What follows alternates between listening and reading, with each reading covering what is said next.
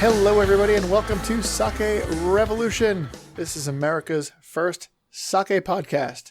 And I'm your host, John Puma from the Sake Notes, also the administrator over at the Internet Sake Discord, and our resident sake nerd.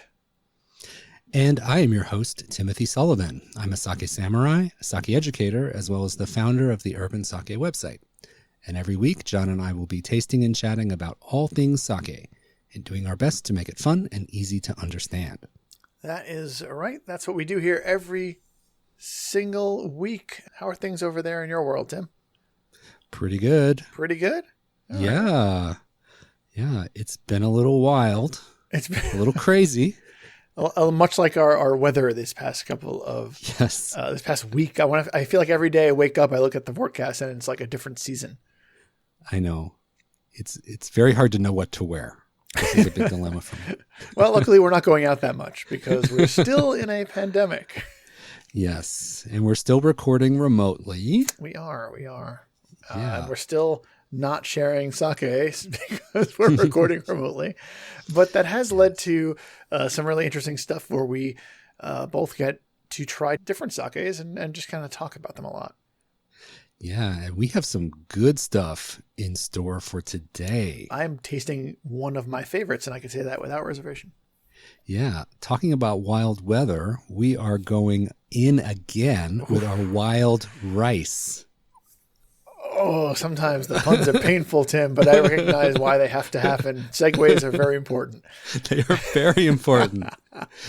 Yes, so today we're talking about wild rice, and we are going for a humdinger. We are talking about the king. The king. Yes, Graceland, here we come. We are talking about the Big Kahuna, the number one used premium sake rice. And that is, say it with me, everyone, Yamadanishiki. Yamadanishiki. Yes. And this is a rice we've talked about a lot in the past. And I think it's because you just can't avoid it. It is the Big Kahuna of the premium sake rice world, don't you think? I mean, I don't have to, regardless of what I think, it's a fact. And I actually have some stats for us to kind of put this in context. Of all the 100 varieties of premium sake rice, about 35% of what's grown is Yamadanishiki alone. So we've got 100 plus sake rices, and 35% of the rice made for sake is this one rice. Yes, that's right. That's why it's the king. Yes. Yeah. And I did some research and I found out that Yamadanishiki is grown in 40 out of the 47 prefectures in Japan. 40? So 40 out of 47. Yeah. And the number one location where Yamadanishiki is grown is Hyogo Prefecture. And about 57% of all Yamadanishiki is grown in Hyogo. So that's really the home base for it. Right. And I think we've talked about on the show before that when you're getting your top flight Yamadanishiki, it's often coming from fields in Hyogo. And I think we'll get a little bit more into that a little later on. Where else is it made apart from Hyogo? Well, I mentioned Hyogo has about 57% of the share. Sure. And then the next largest growth is in Okayama at only 8%. So they're busy making all that omachi over in Okayama.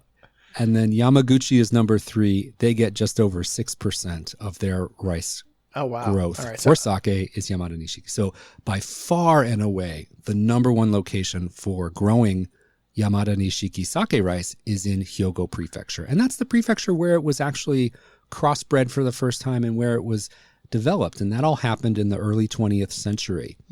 So unlike our previous wild rice topic, omachi, which is a natural heirloom rice that was naturally occurring, this is something that was crossbred to be specifically cultivated for sake making? That's correct. Yep. They took 2 strains. One is called Yamada Ho, and one is called Tankan Wataribune. And these 2 rice strains that were used to make sake were crossbred, and they created Yamadanishiki. This was done in 1923, And the Yamadanishiki name was applied to this rice in 1936. And the fact that it's made in 40 out of the 47 prefectures implies to me at least that it's relatively friendly to grow. Yeah, maybe we should talk a little bit about why it's the big kahuna. Why is it number one in the world of sake rice? There's a few characteristics. Sake rice in general is not easy to grow. I think this sake rice is easy to work with for the brewers. So that's one of the reasons why it's so widely grown and so attractive to people who want to make sake, is because it has a few characteristics that make it really great for making sake. One, of course, is the big grain size. So it's a much larger grain size than eating rice.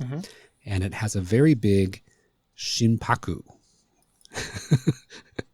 So, John, you want to tell our listeners again, remind them all what shinpaku is? We'll remind everybody the shinpaku is the center of the rice grain. And that is where all the wonderful things that we're going to want to be making our sake better, that's where all that wonderfulness resides. And we want to strip away all the things that we don't necessarily want in a rice that's going into our sake and get down to the middle. Yes. So in the middle of the rice grain is the starch. That's what we want to isolate. So the shinpaku is the starchy core.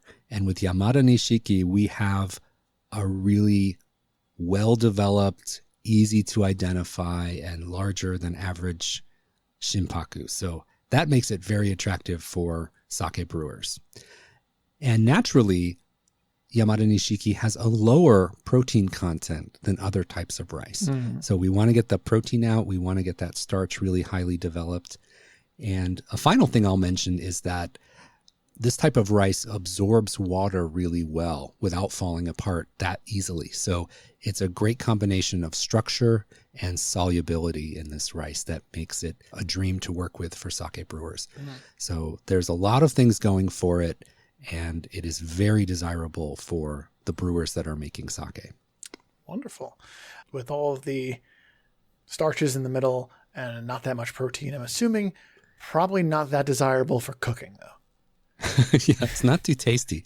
If you eat it, it doesn't taste very balanced, and it's a little bit on the gummy side because it's so high in starch.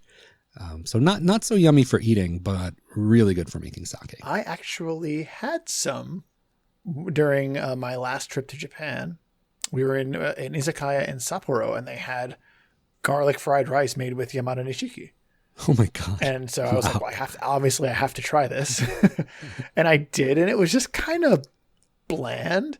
I mean, it had garlic and seasonings and eggs and everything. It was still just it was just really not great.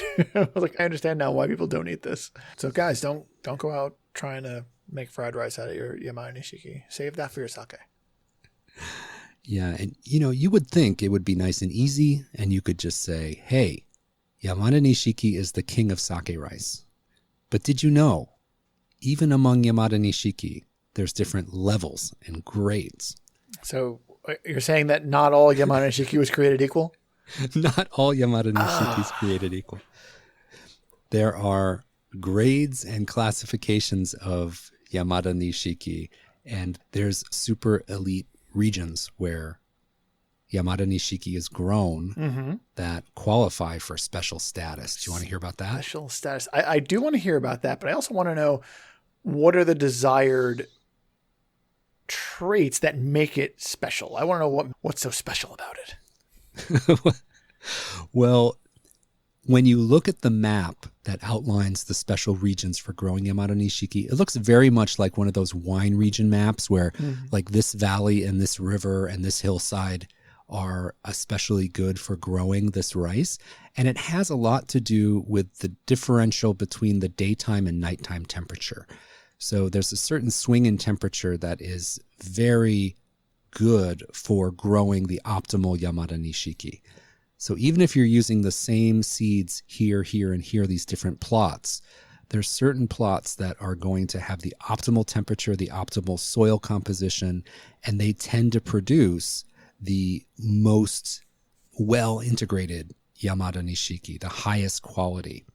So it's a combination of the seeds, but also the environment, what we would call terroir in the wine world, like that place, the shift of temperature, the soil composition, all these things add up to creating this kind of perfect storm of growing conditions for Yamadanishiki. That's interesting. I like that. And I assume these are mostly located in Hyogo? Yes, Hyogo. So there's 2 cities in Hyogo that are the special designated areas for growing this highly rated Yamadanishiki. Kato City and Miki City, and they are side by side in Hyogo Prefecture, and they have 2 well-known designations. There is, do you remember how to say special in Japanese? Tokubetsu. Right, tokubetsu. So they have this term toku A. A is an apple. So toku A, these are the top-rated fields that are used for growing Yamadanishiki, and Yamadanishiki from these fields commands the highest prices of any sake rice. And then there's A fields. So you have Toku A, which are the special A fields, and then you have just regular A. So I'm guessing that Toku A usually, I don't think it's going to end up in a whole lot of table sake. I think that's probably going to end up in your super premium, ultra delicate Daikinjos. You got it. And if brewers are going to go to the extent to import those rices, they are going to use those probably for their most premium, most elite sakes. Yeah. And sake rice itself has different grades as well. So there is a grade called Toku To, which is considered a special grade for sake rice. This is from any prefecture.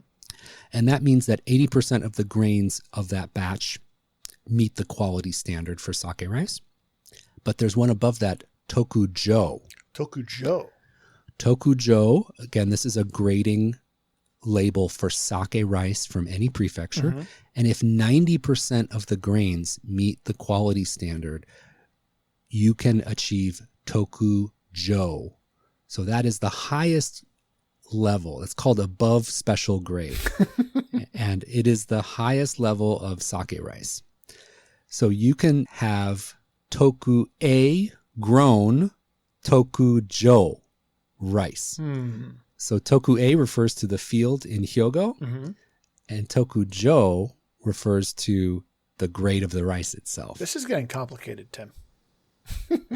That's the ultimate. Ultimate. Toku A, Tokujo. Toku A, Tokujo. Here, everybody take notes. Remember that one. Tim, that sounds pretty good. If only we had some sake that was made from Toku A Yamadanishiki. Wouldn't that be nice? It would be nice. Let me look. Oh my goodness, look at this.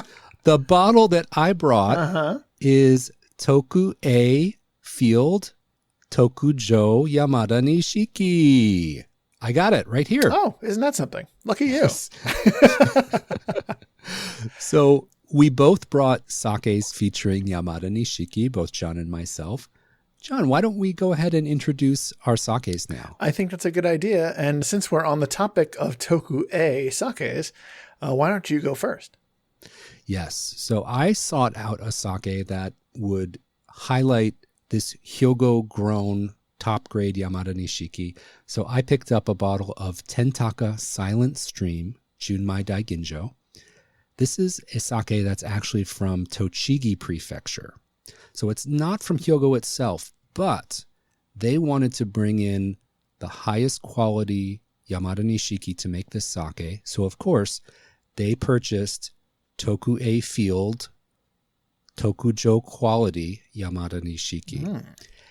And this sake has an alcohol percentage of 16%, acidity around 1.3, and then the grade again is a Junmai Daiginjo or super premium. The rice milling of that Toku A Tokujo Yamadanishiki is 35% remaining. So that's pretty milled down. Yes. Tim, you're very, very fancy this week. Yes. 35% Toku A from Hyogo. You are... And the English name for this sake, again, is Silent Stream, which sounds very beautiful. That's a good name. Yeah. So what sake did you bring featuring Yamadanishiki? Well, I don't have anything with that kind of decadent pedigree, but I love this sake just the same. It is Mimurusugi Yamadanishiki Junmai Ginjo. It is from a brewery in Nara Prefecture called Imanishi Shuzo. This is their Junmai Ginjo, as I had mentioned. It is milled down to 60% remaining and has a sake meter value of +3 and an alcohol percentage of 15.5. This is a very John Puma Junmai Ginjo, and it's one of my favorites. It's something I very much enjoy drinking in my free time. Yeah. So before we get into the tasting, we should clarify that the Yamadanishiki in my sake, the Tentaka Silent Stream, was grown in Hyogo Prefecture at the home base of this ultra premium Yamadanishiki. And John has an example of Yamadanishiki that was actually grown near the brewery. So that is in Nara Prefecture. So we have Yamada grown in two different prefectures, which will be interesting to see how they kind of taste differently or taste similarly. Yeah. Although that 35% Seimai is going to be tough to beat. Well, I think I'm going to start because it's going to be really hard to top the descriptions coming out of yours, I think. Alrighty. Mr. Daiginjo Sullivan. So the first thing I noticed when I checked the aroma on this sake is that it has a very nice melon. And when I say melon, it's kind of like somewhere between a cantaloupe and a honeydew. It's like right over there. So very nice, like just very pleasant, very melon-ish aroma. I have been told, and I have never had any experience with this particular beverage, but I've been told that the aroma is also reminiscent of some kind of a soft drink called ramune. Ramune. Yes, it's a very famous Japanese soft drink. Yes. I've never experienced the ramune, so I can't weigh in one way or the other. Yeah. But it is something that comes up alarmingly often when people taste this. They go, "Oh wow, this reminds me of ramune," and I'm like, I have no idea what that means, but okay. Yeah. Ramune is a very popular soft drink with kids.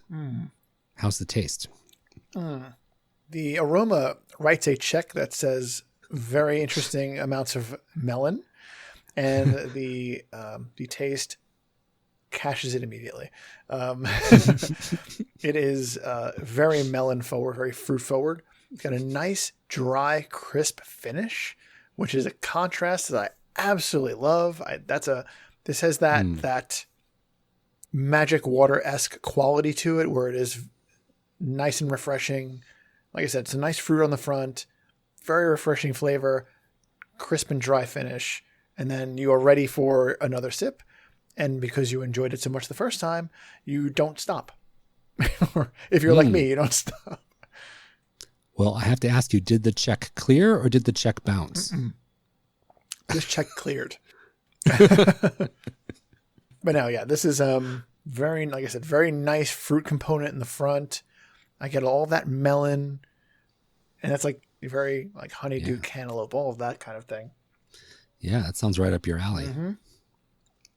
So Yamadanishiki is known for being easy to work with for brewers, and it allows them to coax out fruity flavors very easily. And I think that really comes through on your sake, especially, don't you think? I think so. I mean, there's a very generous and very pleasant amount of fruit here on the front. Yeah. How's the weight of your sake? Is it on the richer side and coating your palate, or is it more light and clean? It's interesting. So when I'm describing that, I didn't actually say fruit bomb, but when I'm describing that melon at the front, it does really coat the mouth, but then it dissipates very quickly, and you can still get that crisp finish from it, which is a nice little contrast, I want to say. Yeah. Because I've had a lot of situations where that sort of thing leads to a lingering finish, whereas in the case of the sake, it just doesn't. Yeah, I think that's really important for balance, especially if you want to enjoy a sake with food. If it's too, I went for sushi the other day and I ordered premium Junmai Daiginjo that was very fruity, and it just wasn't a good match with the fish. I enjoy them both separately, but if a sake is too fruity and too rich, it may limit what you can pair it with, in my opinion. But it sounds like yours has a really good balance between body and that gentle fruitiness that we all love. Yes. I would definitely eat food alongside this. It's not precious or anything like that. Like this can definitely have a meal with it. Sushi might be a really good pairing for this. I think it would get along well. Because you got some nice variety of different flavors that come with the sushi, but none of them are really overpowering. And I think they'll play well together. The sake, you'll sip it, it'll go away. Sushi, you'll taste it, you'll enjoy it. And then you'll wash it down with the sake. It'll be great. That's kind of my thought on this. I wouldn't put this up against most American dishes, and certainly not against the spicy foods I mention every now and again on the show. Yeah, but your sake has a rice milling rate of 60%. That's right. So that has a fair amount of grain left, so it's not milled down to just within an inch of its life. No, not like yours, no. and that gives you some structure and some body that balances what may come across as kind of sweet and fruity side of your sake. So it's a really nuanced balancing act, but it sounds like that this brewery is really pulling it off really well. All right. As much as I am enjoying talking about this sake that I thoroughly enjoy, I am extremely curious about what this Junmai Daiginjo of yours is going to taste like. Yes. So I have to unwrap it because it has. You've got a wrapper on. You got a little ribbon on there. It's got a silk cord, which I have to untie, and then it has a paper covering. Yeah, I haven't seen a bottle like this since our bougie episode. And let's get this open.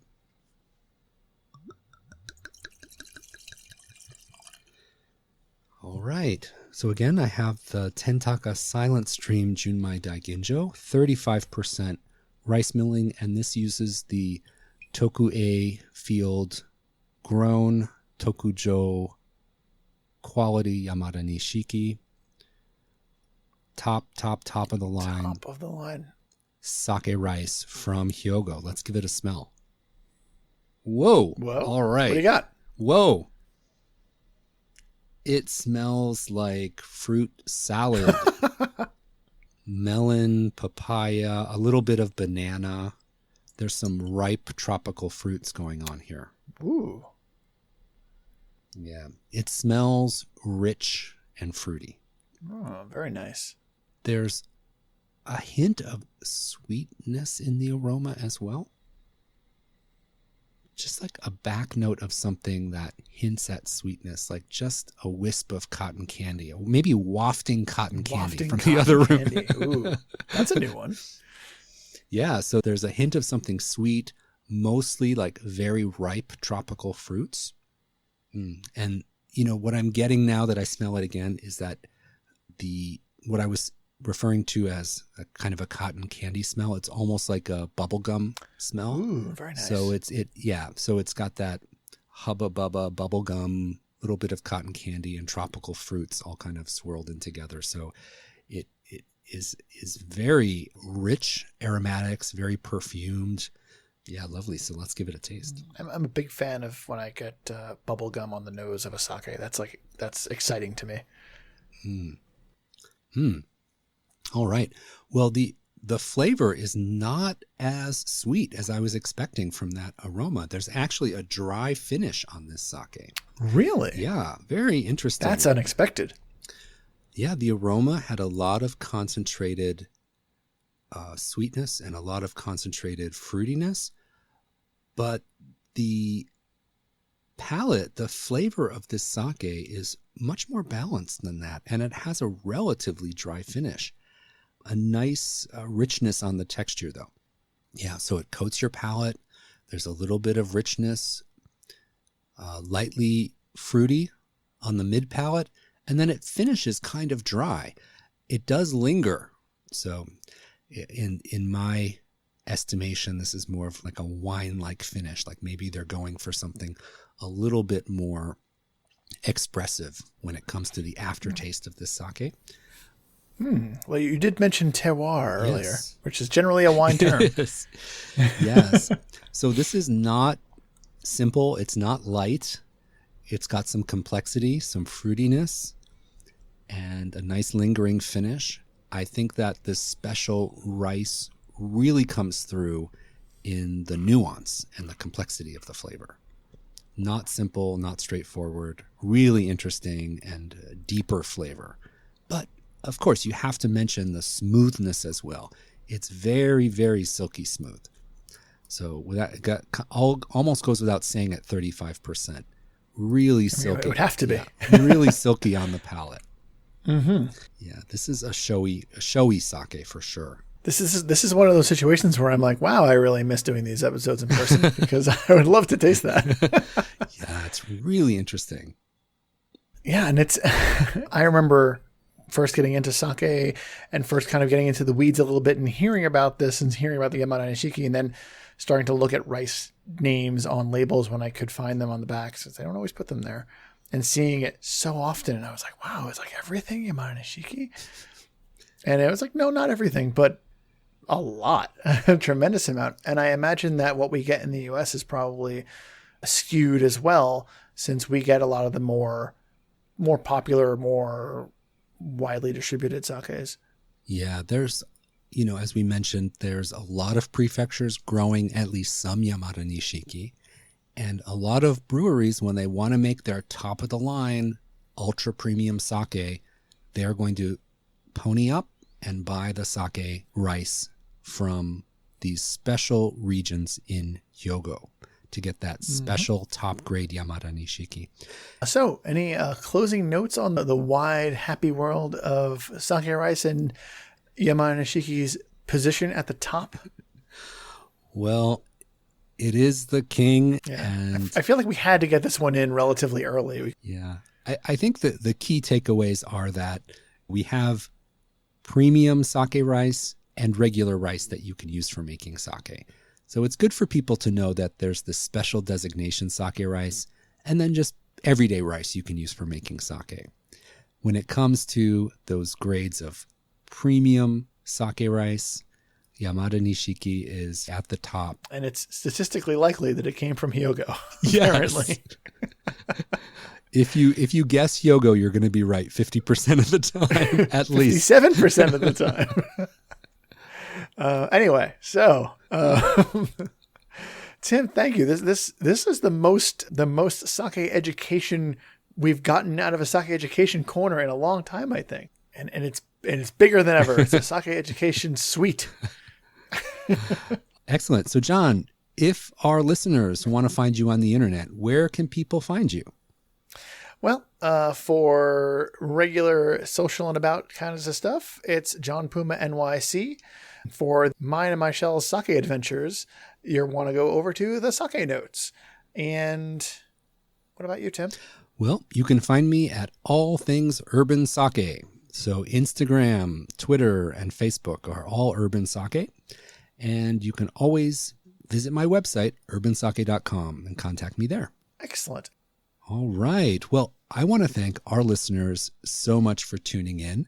We've been getting some great comments on our Apple Podcasts, and we really appreciate each and every time you guys take the time to write a written review. Those reviews really help us out and help us get the word out about our show. And when you're all done writing your wonderful reviews on Apple Podcasts, please go and tell a friend, and also make sure that you subscribe, and then encourage your friend to subscribe as well. This way, every week when we put out a new episode, it will show up on your device of choice as if by magic. And you will not have to do anything to ensure you don't miss a single episode. And as always, to learn more about Yamadanishiki or Toku-e rice fields or any of the topics we talked about in today's episode, be sure to visit our website, sakerevolution.com, and you can check out the detailed show notes. And if you have burning sake questions that you need answered, if you need to find out where the nearest Toku-A rice field is to your current home, we want to hear from you. Please reach out to us. The email address, of course, is feedback@sakerevolution.com. So, until next time, please remember to keep drinking sake and Kampai!